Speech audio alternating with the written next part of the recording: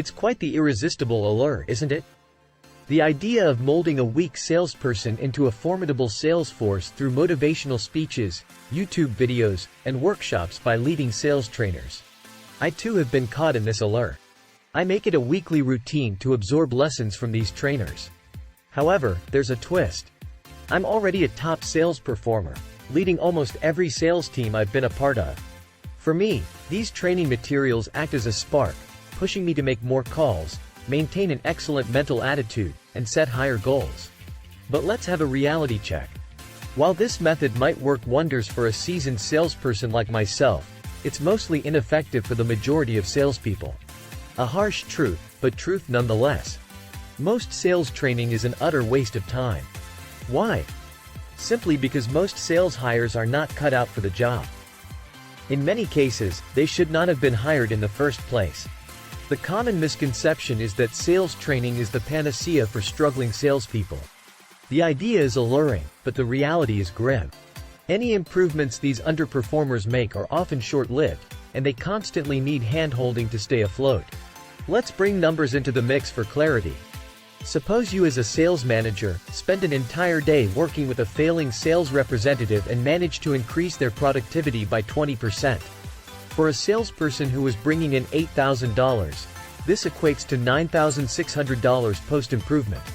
Contrast this with a top performer already making $25,000.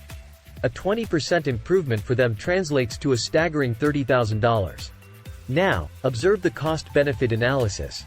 The time invested in your top performer consistently yields high returns. Their enhanced productivity, month after month, is a testament to the efficient utilization of your invested time. However, the scenario with the underperforming salesperson is the polar opposite. They consume a considerable amount of your time and yet fail to return consistent improvements. It's a never-ending cycle of coaching, small improvements, backsliding, and more coaching.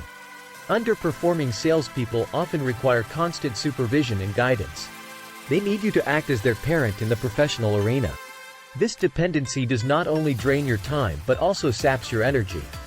The idea that all salespeople, regardless of their initial competence, can be improved through training is a romantic one. However, the hard truth is that it's often more efficient to focus on improving your top performers than trying to salvage those who are struggling. It's not a question of fairness. It's about maximizing productivity and efficiency. It's not meant to be harsh. It's just how the world of sales, like many other facets of life, operates. No amount of training can compensate for a lack of innate sales acumen. Sometimes, it's better to accept this harsh reality and focus on where the true potential lies. To find more top performers, schedule a free Science of Sales hiring strategy call where we'll analyze current systems and recommend improvements. There's a link in the description below.